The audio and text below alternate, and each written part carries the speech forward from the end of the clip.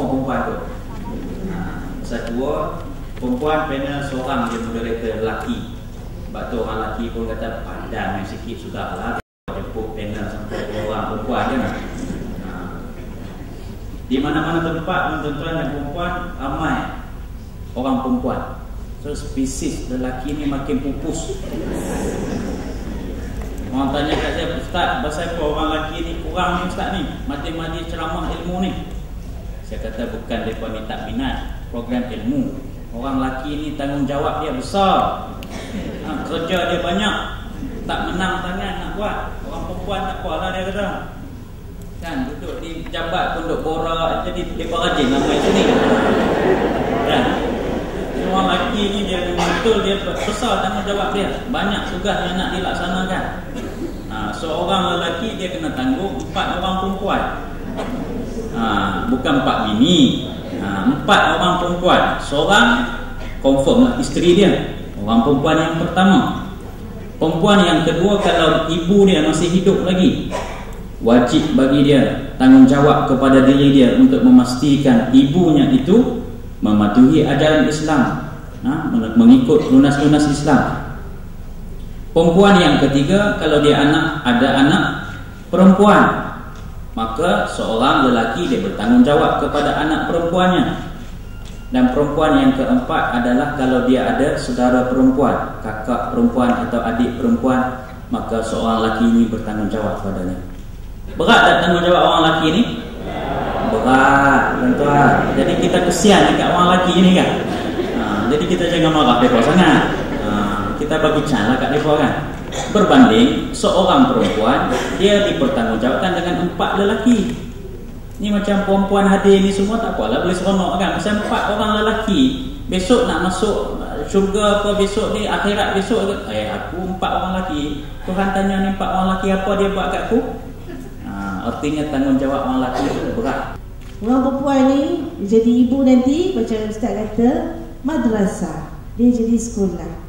Kalau kita sediakan dia dengan pengetahuan, dengan segala kebaikan, iza a'dadtaha a'dadta sya'ban tayyibal a'raq. Kita sebenarnya bukan menyediakan seorang wanita, satu batang tubuh, tapi kita akan menyediakan sya'ban tayyibal a'raq, bangsa yang akal dia hebat, dia subur, dia akal dia, jiwanya nanti yang hebat, bangsa yang hebat. Jadi tak apalah ramai orang perempuan lebih daripada orang lelaki pun, alhamdulillah. Boleh kita bagi tepukan untuk diri kita. Alhamdulillah. Pokoknya alhamdulillah.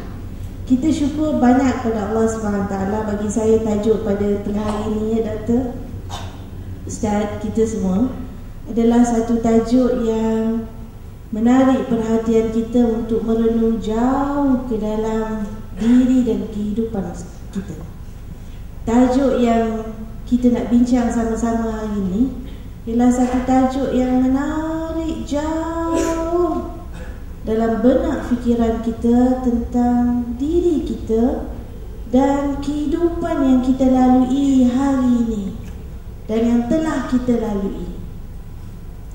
Kita fikir dan kita sebenarnya muhasabah diri kita. Kita renung jauh dan kita fikir. Saya bila Ustaz kata tadi tajuk ni sama macam tajuk Rabbani apa mana milik kita kan.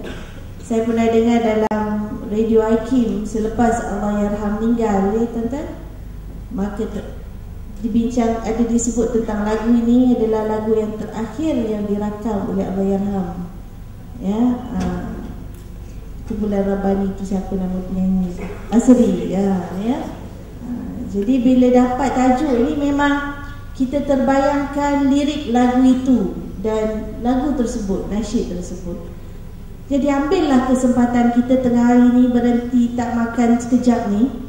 Boleh tak makan sekejap ni? Kita beri makan kepada jiwa kita ni, merenung jauh ke dalam diri kita tentang apa sebenarnya milik kita. Kita bersyukur bahawa kita ini hidup dalam segala kesenangan, kemewahan yang Allah beri kepada kita, penuh dengan segala nikmat yang terlalu banyak, yang tidak terhitung. Wa in ta'uddu ni'matallah la tuhsuha. Tak terbacalah. Kalau baca nanti tak habis. Terjawab soalan Ustaz tadi tu.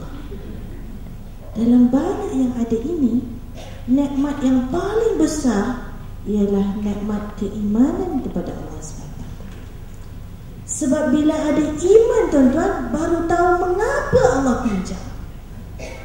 Bila ada iman, tuan-tuan, baru yakin mengapa Allah ambil. Bila ada iman, tuan-tuan, baru faham mengapa Allah lambatkan yang aku nak. Baru faham mengapa Allah tak beri apa yang aku nak. Baru faham mengapa hilang daripada genggaman yang aku genggam.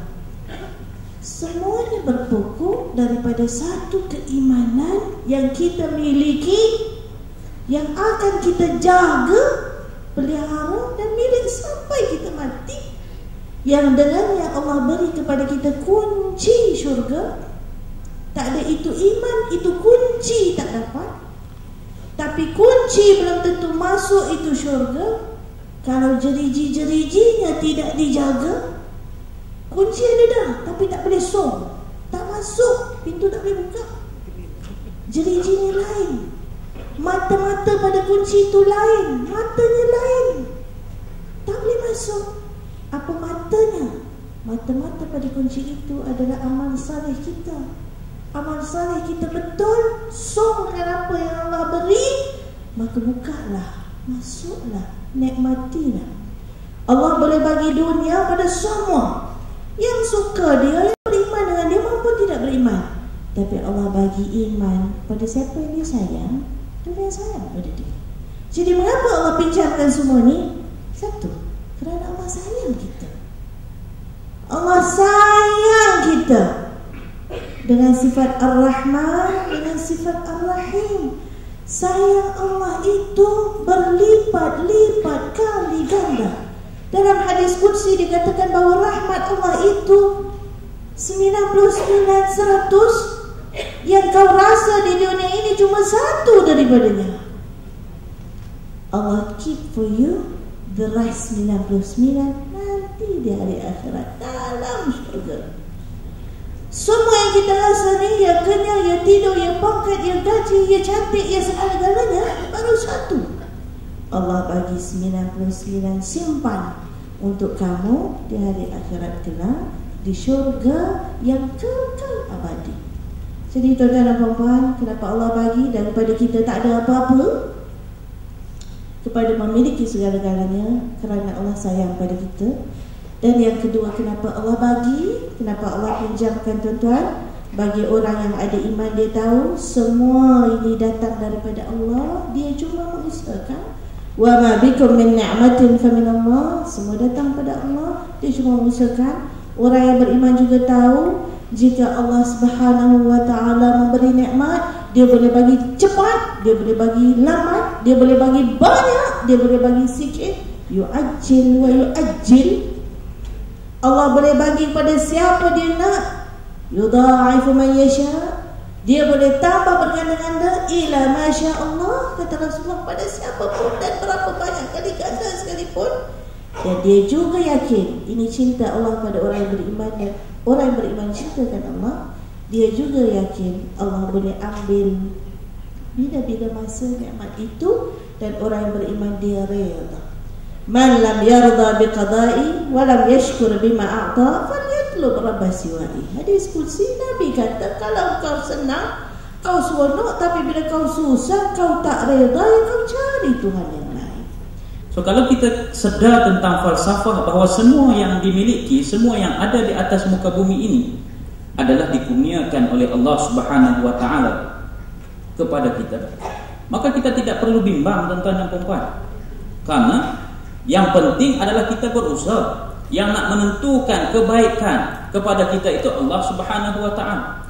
Yang nak menentukan rezeki kita makan tengah hari ini, makan ke tidak ke, itu kita jangan bimbang.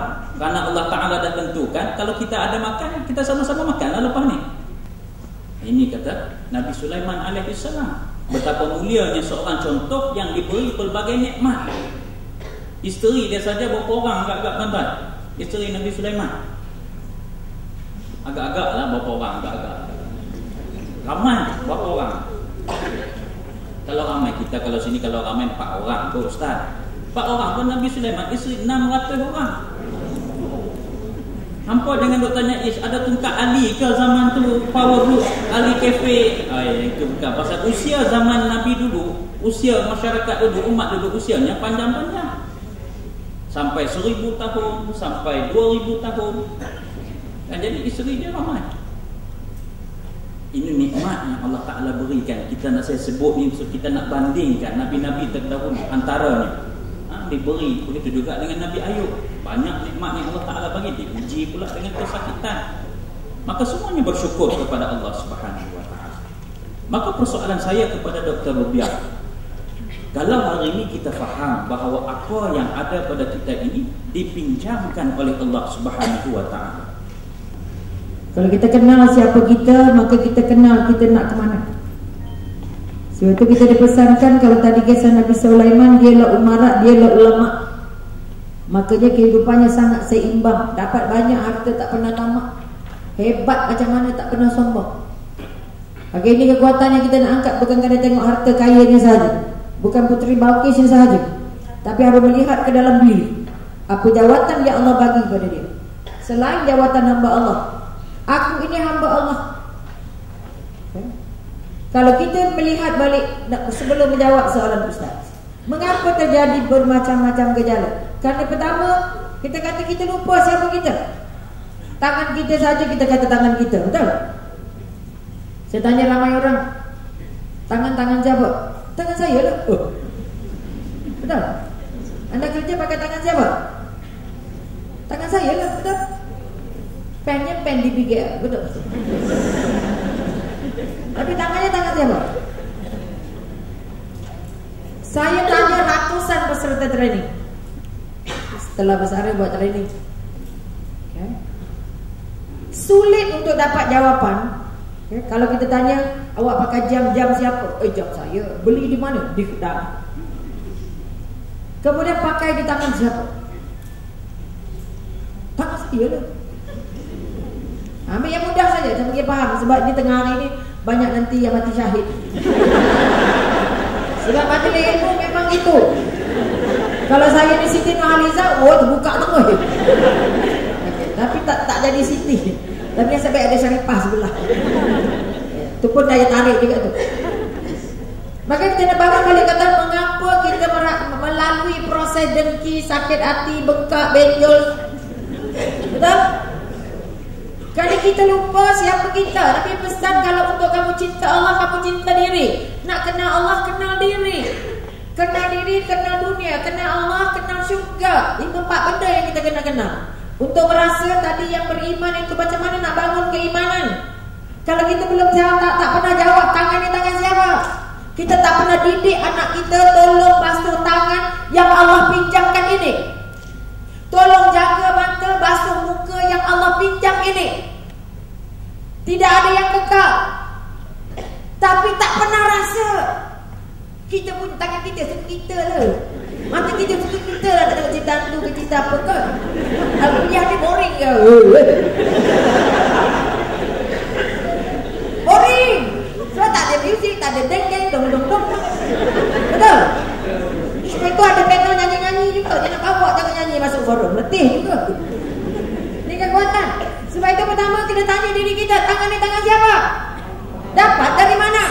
Kamu berasal dari mana? Kalau kita kata kita anak cucu Nabi Adam, kita dari tanah, betul? Apa tempat yang paling banyak dipijam? Apa tempat yang paling banyak jumpa kekotoran? Apa tempat yang selalu orang kumpul kekotoran? Orang kumpul mayat di mana? Orang buang sampah di mana? Segala sampah, betul? Ada tak orang buat safety tank kat atas? Ada tak? Safety tank tempat tangki semua najis. Orang ke bukan orang? Di mana? Tanah. Sangat. Mengapa ada dengki, ada sombong, ada riak, ada ujuk, ada tamak lupa tadi? Kerana dia lupa dia dari tanah yang paling hina, Dipijak hari-hari, dikencing hari-hari, diberak hari-hari. Betul? Ini kekuatan. Sebab itu untuk bangun balik merasa bahawa aku ini siapa. Kalau tadi sudah ada senjata yang namanya iman, tapi iman tak lekat di hati, hanya lekat di kepala, tak tertampil dalam perbuatan, hangus. Sebab itu kalau kamu belajar banyak-banyak, ada ilmu 4 guni tapi tak turun ke hati, tak turun ke penampilan, maka baru tak terjadi dalamnya amal. Sebab itu Allah kata setiap ilmu mesti diikuti dengan amal. Aku dah belajar, jumpa ustaz ni, jumpa profesor ni, jumpa macam-macam. Tapi perangai tak berubah juga. Maka hari ini nampak perubahan. Mengapa orang perempuan ramai? Sebab Nabi dah pesan dish. Di mana banyak orang perempuan? Di neraka banyak orang perempuan, maka wah, transformasi berlaku.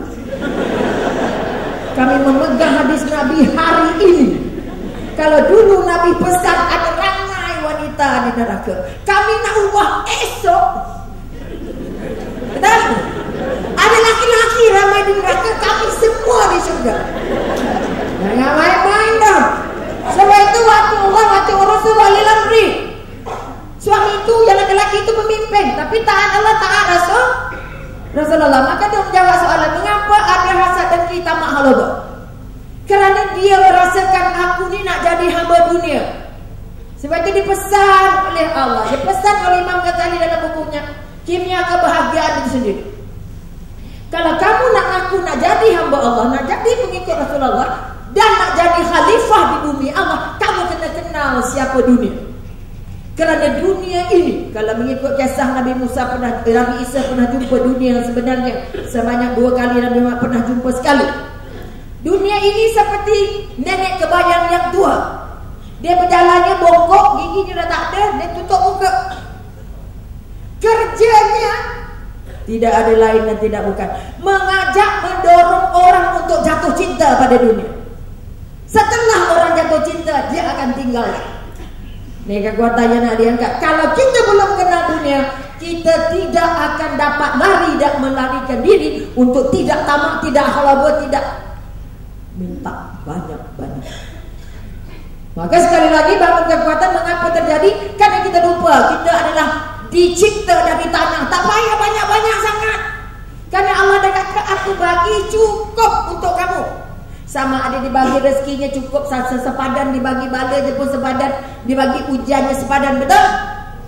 Aku tidak adil, aku tidak pernah bagi kamu ujian yang kamu tidak tertanggung. Ini 5 ayat terakhir surah Al-Baqarah. Betul? Ini kekuatan yang nak diangkat. Kalau merasa susah, syukur alhamdulillah. Sebab aku ni hamba Allah, bukan hamba dunia. Aku ini khalifah Allah. Walaupun duduk di BKL ini adalah sejadah sahaja. Di BKL ini hanya ladang sahaja. Tapi aku nak jadikan masa aku ada di BKL adalah masa untuk aku menempah tekek-tekek sematek ke syurga. Ini kekuatan yang nak diangkat. Tapi kalau datang kerana gaji, kerana pangkat, kerana jawatan, kerana pujian, kerana sombong, kerana tidak dorongan, tidak macam-macam pingat segala pingat, maka sepanjang hidup dari awal bekerja sampai besar, anda akan sengsara. Saya sudah diizinkan Allah 7 tahun besar. 2 orang sebelah saya ini belum. Oleh itu jadilah orang-orang yang seadanya. Cukup makan, cukup pakai, betul? Supaya kuncinya tak payah besar dengar. Kunci kecil dia pun okey, betul? Dan sekali lagi tamak halaba hanya akan menyerang seseorang apabila dia menjadi orang paling miskin. Siapa orang paling miskin? Orang yang tidak pernah merasa cukup. Ini persoalan yang dibuatkan oleh Rasulullah dengan para sahabat. Kamu tak tahu tak siapa orang yang paling bankrupt? Sahabat kata yang tak ada duit, tak cukup duit, orang yang paling bankrupt, orang yang tidak pernah merasa cukup. Ada tudung 5 nak tudung 6. Soalan saya kepada Prof. Madya Dr. Sharifah ialah bagaimana kita nak menjadikan apa yang dipinjamkan oleh Allah, sementara kepada kita ni kerja kita, pakaian kita, harta benda, kedudukan kita dan sebagainya, bagaimana kita nak jadikan yang dipinjamkan ini sebagai suatu bekalan yang boleh kita bawa untuk kita menjadi orang yang hatinya sejahtera, biqalbin salim. Apabila kita bertemu dengan Allah Subhanahu wa taala, maka di dunia inilah apa yang dipinjamkan ini perlu kita lakukan. Soalnya ialah bagaimana kita nak melakukan agar ia kekal yang dipinjami hingga kita bertemu dengan Allah Subhanahu Wa Taala. Silakan Pak. Terima kasih Ustaz Zakaria. Bismillahirrahmanirrahim. Assalamualaikum warahmatullahi wabarakatuh. Ada lagi ke tak ni? Tak syahid ke tak? Mana boleh syahid bila dapat ke Dr. Ruby? Saya tak dapat kat suara dia, dapat semangat dia pun jadilah tuan. Alhamdulillah. Tuan ada lagi? Okey. Tak apa. Dr. Ruby ada cerita tadi asyik makan aja, kita tak payah makan dah tak. Masya Allah. Syukur banyak kita pada Allah SWT. Banyak itu kita kongsikan tuan-tuan. Sehingga kan saya rasa kalau tamat dah forum ni pun cukup dah rasanya. Ya, saya belajar banyak sekali. Syukur sangat. Mudah-mudahan kita ada semangat, kita ada kekuatan, dan inilah yang kita nak bawa sampai kita bertemu dengan Allah Subhanahu Wa Taala. Kita baca dalam Al-Quran, kullu man 'alaiha fan wa yabqa wajhu rabbika zul jalali wal ikram. Semua benda tak akan kekal, dia akan tinggal. Ya, tetapi yang kekal ialah amal salih tadi ya Ustaz kata tadi. Lau mata ibnu Adam in qata amaluhu illa min salas. Bila mati anak Adam, putus, habis. Semua amal, semua apa yang dibuat di dunia tinggallah. Jawatan kita, kerja kita, harta kita. Sebab itu mak-mak kita selalu kata, buat apa lah kau cari-cari beria-ria sangat, mati tinggal. Itu satu kefahaman yang silap. Memang betul fizikalnya tinggal. Kereta tak bawa, rumah tak bawa, pangkat tak bawa, kredit kad ada tak bawa, akaun banyak tu semua tak bawa. Kita sayang macam mana pun, semua tinggal. Pada sekecil-kecil benda sampai sebesar-besar benda, semua tinggal. Lau mata ibnu Adam in qata amaluhu illa min salas. Tapi yang ikut kita, ni yang kita seronok. Inilah yang nak memberikan kita semangat dan kita nak usahakan. Yang ikut kita tuan-tuan ialah sadaqatin jariyatin wa 'ilmin yuntafa'u bihi wa waladin salihin yad'u lah.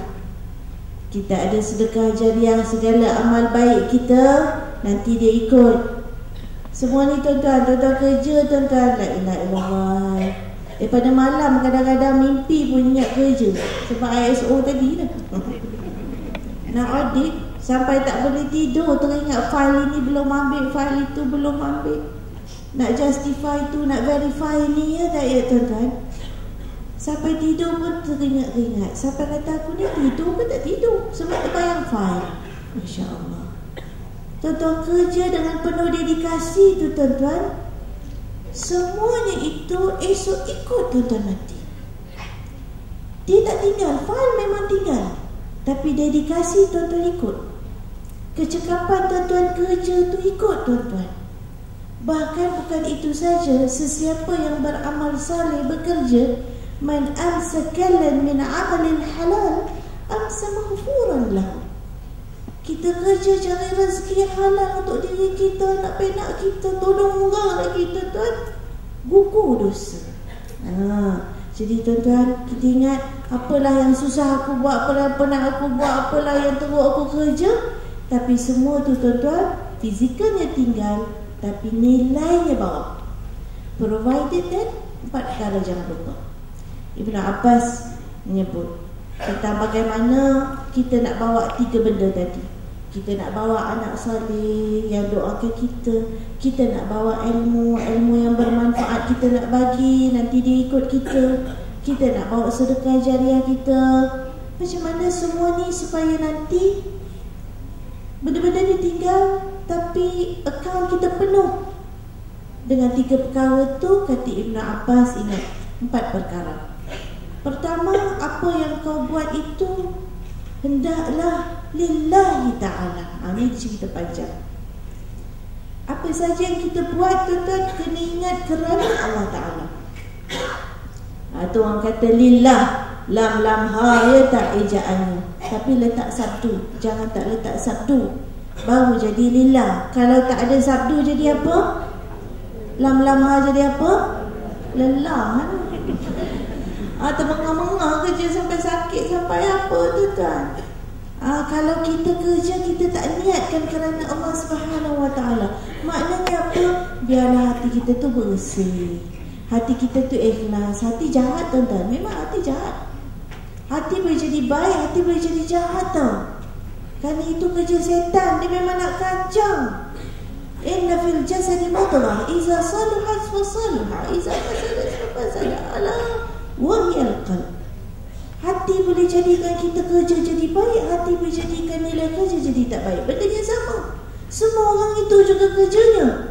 Tapi ada orang yang kerjanya tu dapat pahala, ada orang kerjanya tu juga, tapi tadilah kosong.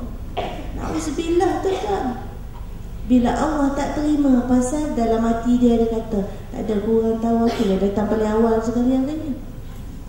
Buka pintu tu lambat-lambat saja, tak ada ke bos aku nampak ada. Ini dah dapat semangat daripada Dr. Rubiah balik ke lewat tu kan. Tak tahu tak balik apa orang di BKL ni. Dia punya semangat lain macam dah saya tengok. Dia bukan sekadar tak tidur je, semangat kerja dah naik dah ni. Tapi kalau balik-balik lewat nanti, tengok keliling kelalang atas bawah-bawah, aku tak nampak ke hari ni aku balik pukul 7 tu. Tentang astaghfirullahalazim, hati memang jahat. Hati memang kadang-kadang memang tarik ke situ. Sebab apa? Itu kerja setan. Inna syaitan yajri min ibn Adam majrad dam. Masuk dalam puluh darah, masuk.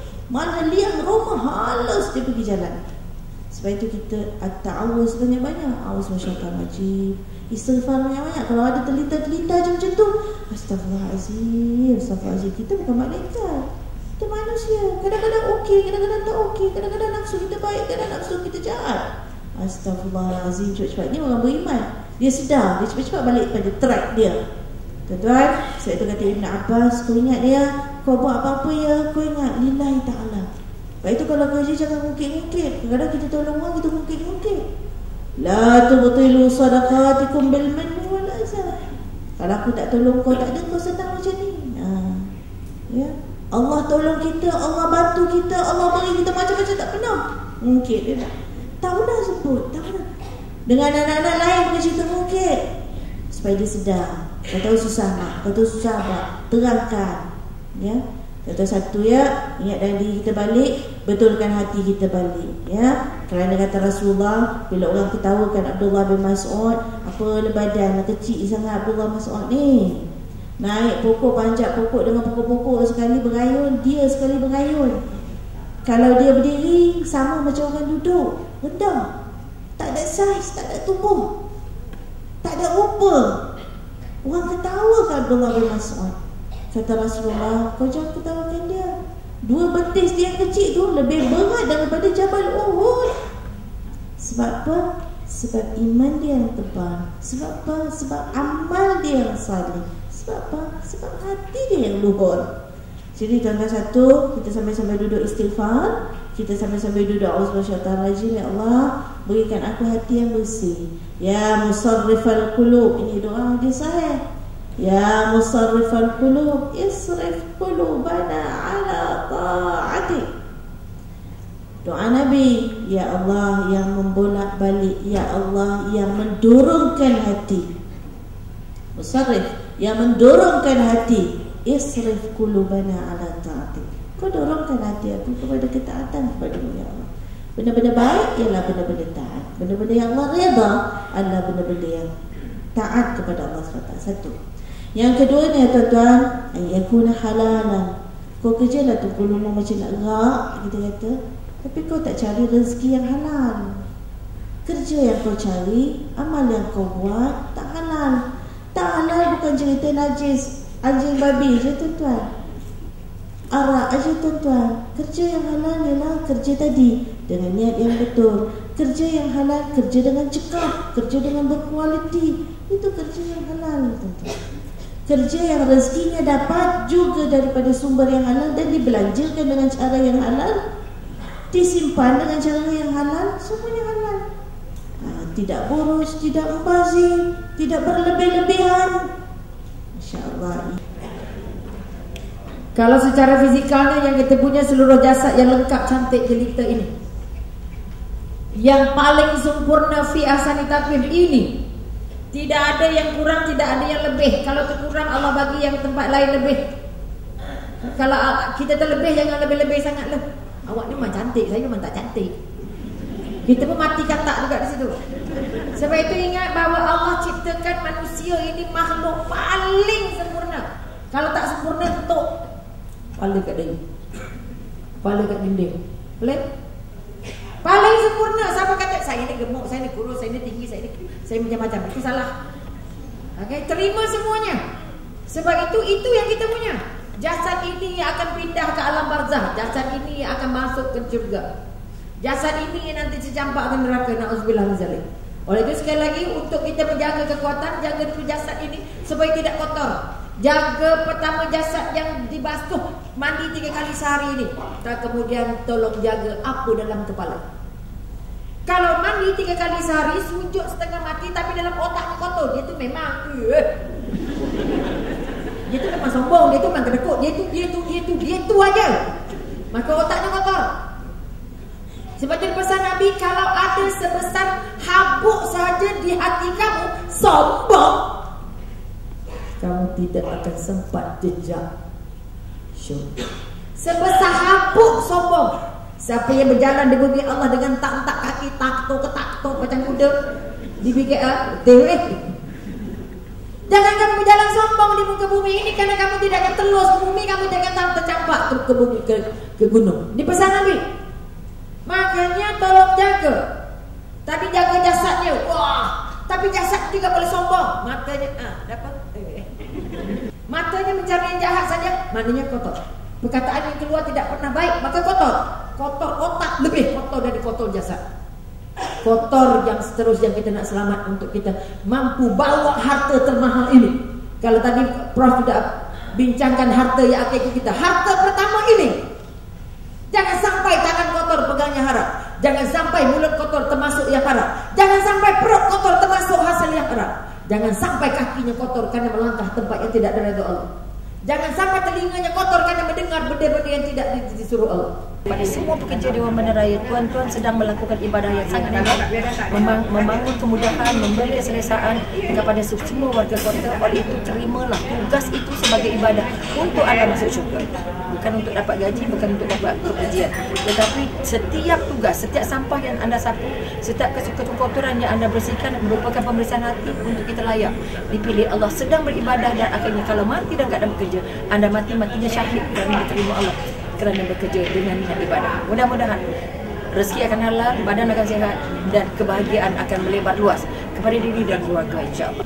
Sayangi Kuala Lumpur dengan cara menyayangi fizikalnya, menyayangi keberkahannya. Sebab itu kalau sayang Kuala Lumpur, melancong di Kuala Lumpur, jangan lupa solat, kerana keindahan itu hadiah dari Allah. Kalau Kuala Lumpur ini bersih dan indah, rasakan indahnya Allah. Kerana pekerja-pekerja di bandaraya adalah mereka yang menjadi wakil Allah untuk membersih bumi ini. Sesungguhnya Kuala Lumpur dan semua bumi adalah miliknya Allah, dan kita adalah pemegang amanah. Sayang Kuala Lumpur, sayang Allah, sayang diri. Mudah-mudahan kita bahagia. Ingat apabila kita bekerja, Masya Allah, Allah lihat kerja kita yang halal, Allah lihat kerja kita dengan hati yang tulus, yang ikhlas, yang baik. Allah lihat semangat kita untuk jadi pekerja yang lebih baik. Itu semuanya adalah sebagai suatu jihad ke jalan Allah Subhanahu Wa Taala. Jadi bekerja dengan rasa kerja itu suatu jihad ke jalan Allah, Allah akan berikan pahala berganda-ganda untuk kita. Ingat, setiap titik peluh yang kita laburkan atas kerja yang kita sumbangkan itu juga adalah sedekah di sisi Allah SWT. Lagi pahala lagi. Dan ingat juga bahawa apa sahaja yang kita sumbangkan ke jalan Allah dengan cara yang betul, niat yang baik itu, dia akan menghapuskan, menggugurkan dosa-dosa kita, insya-Allah. Kerana Rasulullah SAW menyebut, man amsakalan min amalil halal amsa maghfuran lahu.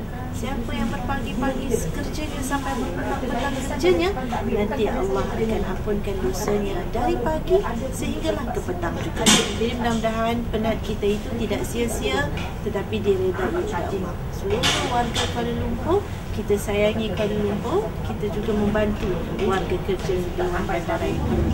Moga-moga Gusti Allah menjunjung